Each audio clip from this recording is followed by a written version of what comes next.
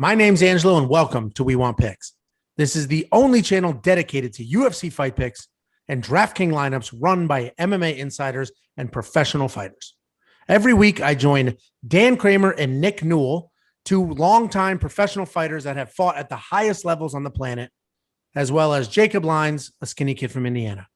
So join us every single week for our full fight card breakdowns, our individual fight card breakdowns, our betting guide, and our DraftKings lineups. So we're going to go a little out of order today because Nicholas Newell is in fight camp training for a fight that we can't announce just yet.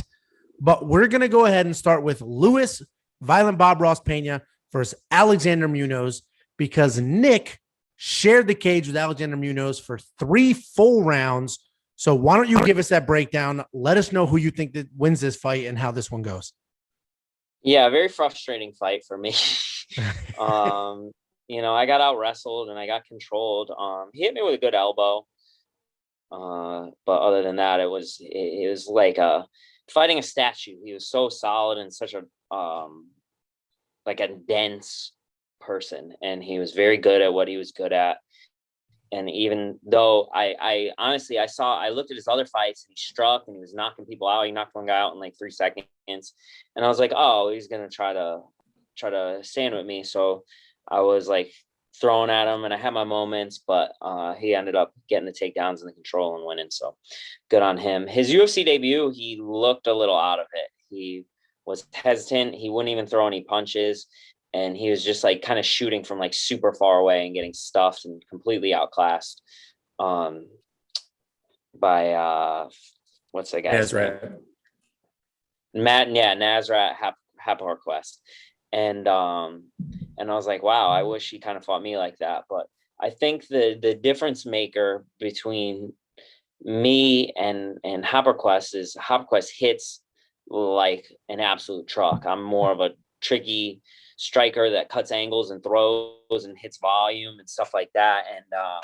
And Hapharquest has that one shot KO power that he's shown before, that I haven't. And Luis Pena also is even maybe less of a power striker and more of a pitter patter volume striker who's been taken down actually many times in the past and has failed to mount takedowns on a lot of people that he's fought. So I think he's a great fighter. I just think the power is going to be different.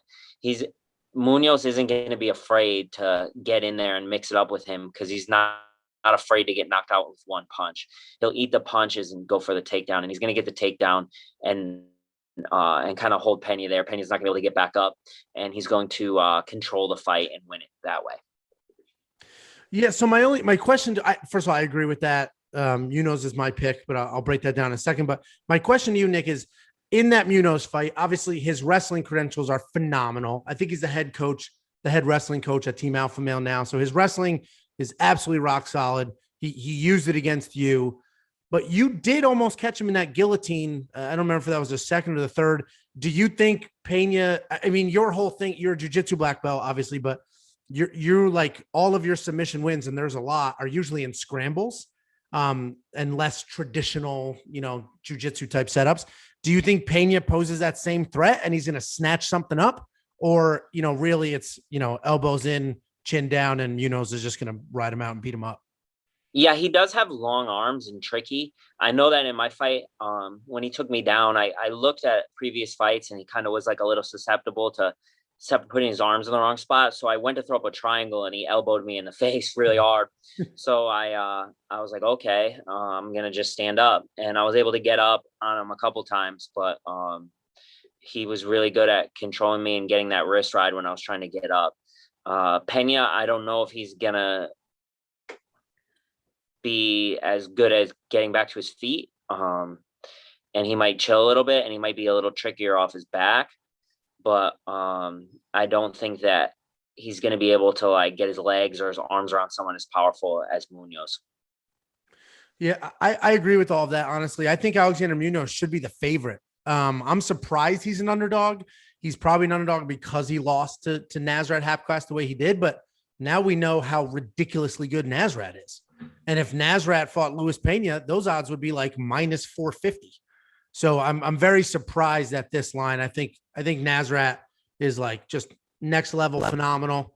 And I think that wasn't factored into these odds here. I think Munoz should be the favorite, but Jacob, you made a ridiculously stupid face when I said Nasrat would pummel Luis Pena. So what are your thoughts? Yeah, I love Violent Bob Ross. He's a one of my favorite fighters to watch, just because it's so crazy seeing him in that weight class, because his length and his height is he just towers over everyone. And I think this fight goes.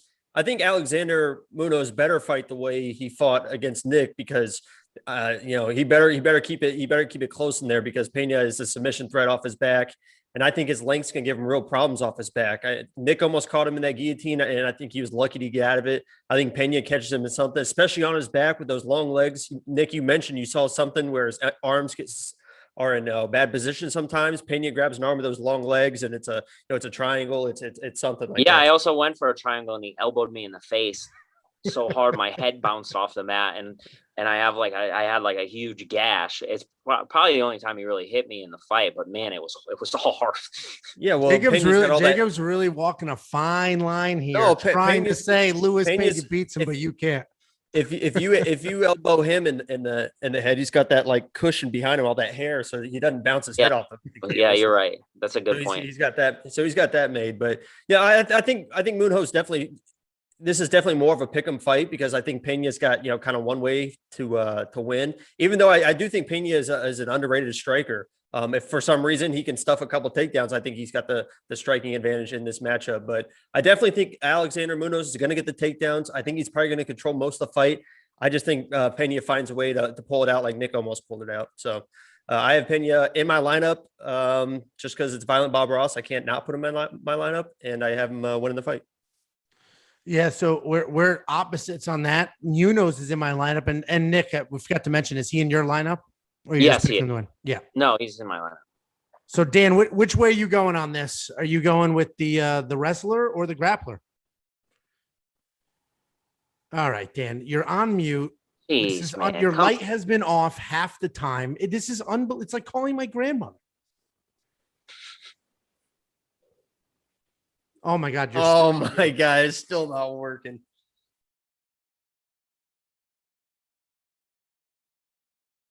Turn the light on so we can see you, and then let us know who wins this. Clap on, clap off. Pena's my pick by sub.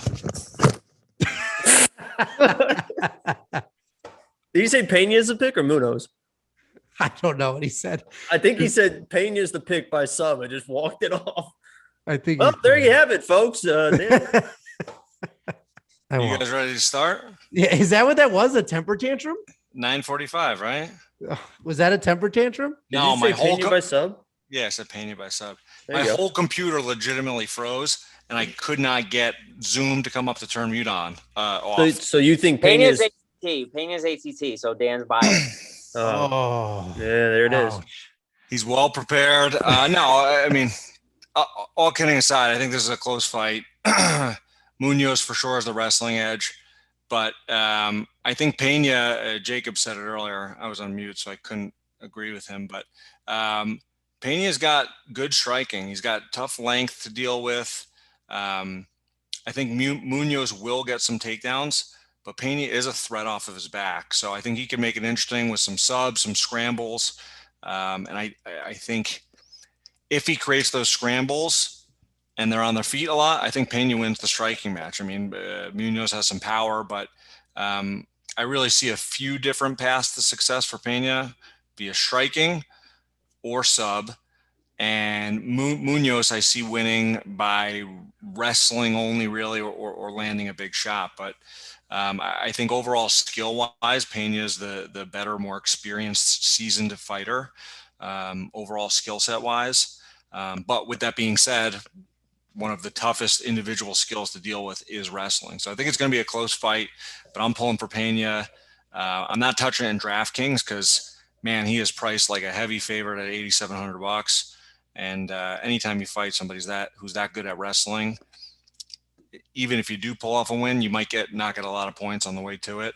So I'm not touching it for DraftKings, but my pick is ATT all the way, Luis Pena. And real quick, the DraftKings point is a good point. First of all, turn on a light so we can see your face. Second of all, the DraftKings point is a good point because the new DraftKings scoring that scores control time and takedowns are 5 points really favor Munoz in this. Even with a Pena win, you probably won't score nearly as much as an Alexander Munoz win. So he's in my lineup. He's cheap. I'll take it all day. We're split as a group, so this will be an interesting one to see how it ends up.